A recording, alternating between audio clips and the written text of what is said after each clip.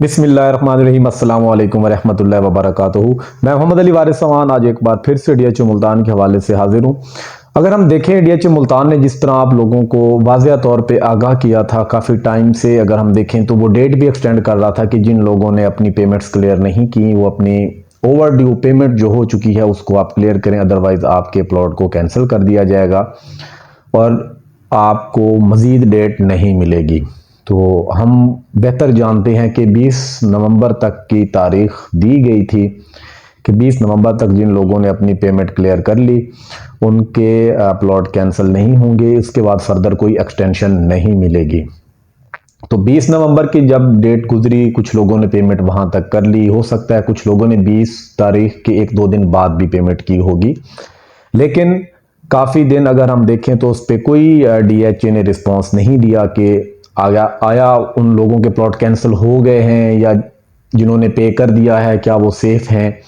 तो उसमें अगर हम देखें 1 दिसंबर को डीएचए मुल्तान ने एक प्रेस रिलीज भी जारी की और उसका बकायदा वो 10 दिन का टाइम लेकर डीएचए की जो मैनेजमेंट है उसने जो भी एक मतलब वो वैल्यूएट किया चीज़ों को, उसमें ऑब्जर्व करने के बाद चीज़ों को जिस कंक्लूजन पे लेके आया उसमें 2 सेक्टर्स आपके सामने हैं जिनमें आपके 2017 की बैलेट वाले प्लॉट्स या ओएल वाले जो प्लॉट्स थे उनको कैंसिल कर दिया गया है। उसमें कैंसिलेशन किस नेचर पे हुई है उनकी, उसमें चाहे आपके प्लॉट कॉस्ट ऑफ लैंड वाले थे, चाहे आपके डेवलपमेंट चार्जेस आपकी पेमेंट क्लियर नहीं थी।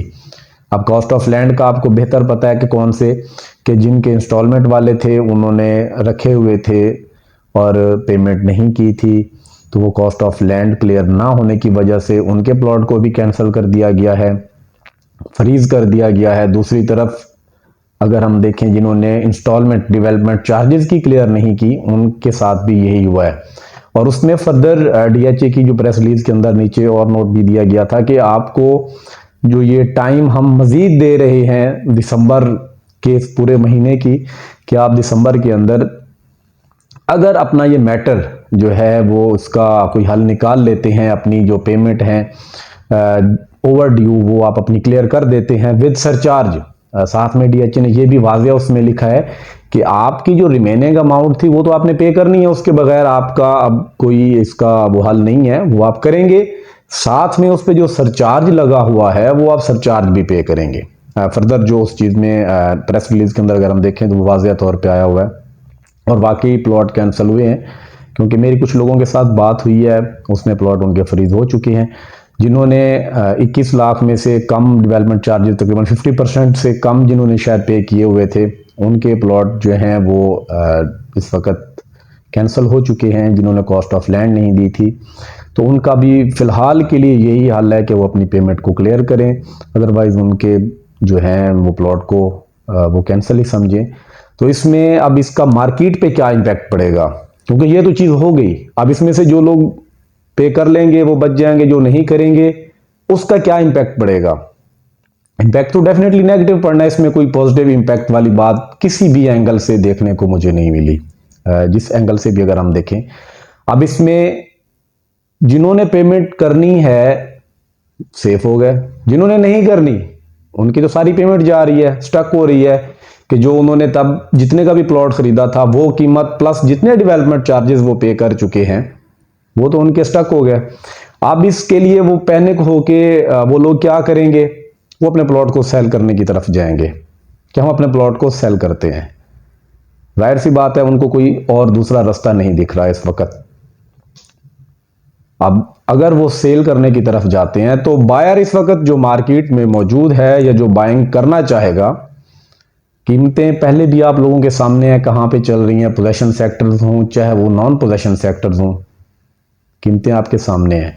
लेकिन अब एक प्लॉट जो कैंसिल हो चुका है अब वो बंदा सेल करने आ रहा है और दूसरी तरफ जो बायर है वो इस चीज को यकीनन पहले वो डिस्कस करेगा अपने उस कंसल्टेंट से, अपने उस एडवाइजर से।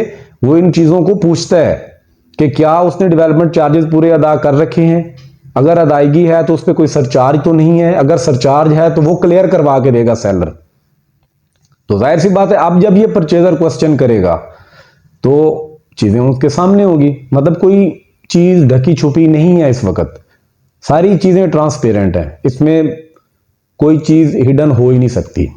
आपके खा कोई पेमेंट रह रही है, खा आपने ज़्यादा पेमेंट कर रखी है, आप पे सरचार्ज है, वो सारी चीज़ें क्लियर हो जाती हैं, सामने आ जाती हैं। इवन कि आपका प्लॉट डिस्प्यूटेड है वो भी आपके सामने आ जाएगा।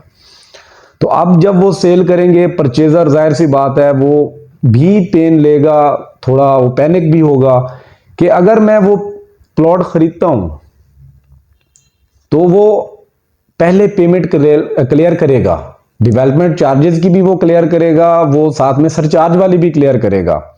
तो ये उसके लिए एक बड़ी अलार्मिंग सी बात होगी कि प्लॉट किसी और के नाम पे पड़ा हुआ है और पेमेंट वो कर रहा है। अब इसमें आपने ये सोचा होगा कि जो खरीदार है वो पहले क्यों पेमेंट कर रहा है, वो तो सेलर को करनी चाहिए। तो यहां पे एक मैं आसान सी बात, सादा सी बात कहूंगा कि अगर उसने पे करनी होती तो वो पहले पे कर लेता, वो सेल ही ना करता, वो क्या करता।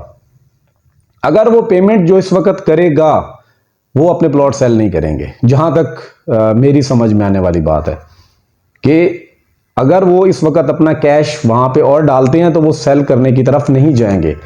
अब इस वक्त जो लोग सेल करने की तरफ जाते हैं, प्लॉट अपना बेचना चाहेंगे, वो यही चाहेंगे कि जी परचेजर ही पेमेंट क्लियर करे, उनके डेवलपमेंट चार्जेस की, सरचार्ज की। बेशक टोटल जो कॉस्ट ऑफ लैंड उनकी डिसाइड होगी, जो टोटल एक पेमेंट जो सेलर को देनी होगी उसमें से वो सरचार्ज डिडक्ट होगा, वो एक अलग मैटर है। लेकिन ये एक बड़ा मार्केट पे भी इसका इंपैक्ट पड़ेगा। अब इस वक्त यही लोग जाहिर सी बात है प्लॉट खरीदने और बेचने के लिए जो आते हैं, उसमें से जिन लोगों के प्लॉट ऐसे होंगे उस पे बायर मेरे ख्याल से ज्यादा नहीं जाएगा। वजह क्या है? वजह यही है कि प्लॉट किसी और के नाम पे है। अब एक कनाल की अगर एग्जांपल ले रहे हैं तो कुछ प्लॉट्स 21 लाख के डिफॉल्ट में हैं, 21 लाख डेवलपमेंट चार्जेस अदा नहीं किए। कुछ लोगों के 10 लाख 12 लाख अगर वो पे नहीं किए हुए, तो खुद सोचिए अगर प्लॉट वो मेरे नाम पे है, उसके डेवलपमेंट चार्जेस मैंने अदा करने थे और अब वो मैं बेचने आ रहा हूं, अगर मैंने अदा करने होते तो मैं पहले कर देता। अब अगर वो मैं बेच रहा हूं फाइनेंशियली क्राइसिस में अगर मैं, तो जो खरीद रहा होगा प्लॉट तो मेरे नाम पे पेमेंट वो करेगा। तो वो एक थोड़ा सा इसमें इनसिक्योरिटी वाला एक मैटर भी आ जाता है, एक फैक्टर आएगा। लेकिन उसमें एग्रीमेंट पे चीजें होंगी। तो अगर आप इस तरह की कोई ट्रांजैक्शन करते हैं तो मेरे ख्याल से आपको एग्रीमेंट आपस में जरूर रखना चाहिए, क्योंकि एक सुन्नत भी है और वैसे भी जरूरी है कि आप लेन देन कर रहे हैं, उसमें किसी और के नाम पे पड़ा हुआ आप पेमेंट कर रहे हैं, तो उसमें एनडीसी भी तब तक नहीं लगेगी जब तक आप वो चीजें क्लियर नहीं करेंगे। अब इसमें आप पहले वो पेमेंट क्लियर करेंगे, उसके बाद डीएचए में एप्लीकेशन जाएगी, फिर डीएचए उसको दोबारा से देखेगा, रिवाइज करेगा अपने डिसीजन को, तब जाके उसको रिस्टोर करेगा। और जाहिर सी बात है इसमें आपके 8 से 10 दिन लग सकते हैं, तब जाके वो प्लॉट आपका रिस्टोर होगा। फिर जाके अगली जो ट्रांजैक्शन का एक सिलसिला है उसकी एनडीसी लगेगी और ट्रांसफर का जो प्रोसीजर है वो बाद में स्टार्ट होगा। तो मतलब जहां पे डीएचए पहले 4 दिन के अंदर आपको ट्रांसफर दे रहा था, अगर अब आप ट्रांजैक्शन करेंगे तो वो 4 की बजाय आप यूं समझें कि आपके 15 से 16 वर्किंग डेज मेरे ख्याल से वो हो सकते हैं, या आपके 15-16 दिन वैसे लग सकते हैं अगर सैटरडे संडे भी आप निकाल दें, क्योंकि उसमें आप पहले एप्लीकेशन देंगे, उसके बाद वो रिस्टोरेशन में जाएगा, तब आपकी ट्रांजैक्शन होगी। अब इसमें जाहिर सी बात है चीजें और सेल होने के लिए आएंगी, क्योंकि जिन लोगों की पेमेंट स्टक हुई है वो कहेंगे कि चलें जी हम अपना प्लॉट सेल कर देते हैं, हम मजीद पेमेंट नहीं करते। तो मार्केट में पहले कम कीमत पे चीजें थी, जब वो और अपने नई इन्वेंट्री जाहिर सी बात है वो मार्केट में आएगी तो कीमतें और नीचे आ जाएंगी। तो मार्केट में इस वक्त अगर जो देखें, जहां एक लग रहा था कि मार्केट बेहतर होगी, तो उसमें एक यही जो चीज थी प्लॉट कैंसलेशन और थर्ड बैलेट, ये दोनों पैरेलल एक साथ आ गए हैं। मतलब 15-20 दिन पहले अगर हम देखें तो वो थर्ड बैलेट हुई है अक्टूबर में, उसके बाद नवंबर में प्लॉट कैंसलेशन का मैटर हो गया। तो इस सूरत हाल को खत्म होते हुए, इस चीज से बाहर निकलते निकलते तकरीबन टाइम लगेगा, 4-5 माह का एक जो ड्यूरेशन है वो दरकार है। 2024 के मिड में जाकर ऑलमोस्ट चीजें कुछ हद तक वो नॉर्मल होंगी, क्योंकि इस वक्त जो लोग सेलर हैं उनके लिए बड़ी एक वो परेशानी सी बन गई है कि क्या करें, अब वो किस सूरत इन चीज़ों से निपटें, किस तरीके से वो इसका हल निकालें। लेकिन दूसरी तरफ अगर हम देखें तो जो परचेजर है उसके लिए तो एक बड़ी मतलब अच्छी अपॉर्चुनिटी है इस वक्त मार्केट में। कीमतें आपको जो मिल रही हैं, ये कीमतें आपको और ऐसी कहीं भी नहीं मिल रही।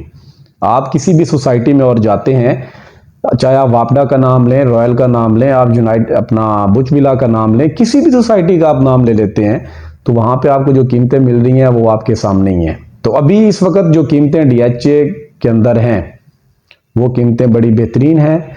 बीइंग इन्वेस्टर, आपने अगर छोटी सी इन्वेस्टमेंट करनी है और आप चाहते हैं कि 4-1 साल के लिए मैं छोड़ना चाह रहा हूं, तो बड़ी अच्छी अपॉर्चुनिटी है। आप चाहते हैं 4-5 साल बाद घर बनाना है, तो अच्छी अपॉर्चुनिटी है।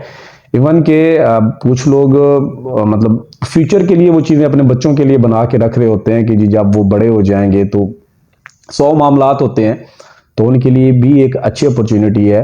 तो उम्मीद है जो लोग इस वक्त खरीद रहे होंगे वो सोच समझ के चीज़ें खरीद रहे हैं। डेफिनेटली वो सोच समझ के खरीद रहे हैं कि कहाँ पे कैसी अपॉर्चुनिटी को उन्होंने अवेल करना है। और सेलर जो इस वक्त होल्ड कर सकते हैं, मैं एक दफ़ा उनसे दोबारा यही रिक्वेस्ट करूंगा कि आप अपने प्लॉट इस वक्त ना सेल करें, क्योंकि इस वक्त कीमतें मुनासिब नहीं हैं। जहां आपने इतना ड्यूरेशन वेट किया है, वहां पे आप 6 माह 8 माह और वेट कर लें। उम्मीद है आने वाले साल के अंदर चीज़ें काफ़ी हद तक बेहतर हो जाएंगी। जिस तरह हमारे सामने इलेक्शन होने जा रहे हैं, अल्लाह करे हो जाए, तो उसका भी एक पॉजिटिव इम्पैक्ट पड़ेगा, डेफिनेटली वो पड़ेगा। ओवरऑल चीज़ें उम्मीद है पाकिस्तान की जो चल रही हैं, चाहे वो हम मुआशी तौर पे कहें, सियासी तौर पे कहें, उम्मीद है वो बेहतर हो जाएंगी। तो सेलर जो है वो काफ़ी हद तक वो अपना रिलीफ, ख़ुद को वो बड़ा सिक्योर भी फील करेंगे, और उनकी इन्वेस्टमेंट जो है वो दोबारा से उस वैल्यू पे आने के चांसेस हैं कि जहां से नीचे हुई थी मार्केट। उम्मीद है आपको मेरी जो ये चीज़ें मैं डिस्कस करता हूँ समझ में आती होंगी। अगर आपको इसमें मज़ीद कोई क्वेश्चन करना हो तो वो आप मुझे ज़रूर पूछ सकते हैं। इंशाल्लाह मैं आपको उस चीज़ का जवाब देने की कोशिश करूँगा। अगली वीडियो में मिलते हैं, तब तक के लिए इजाज़त दीजिए। अल्लाह हाफिज़।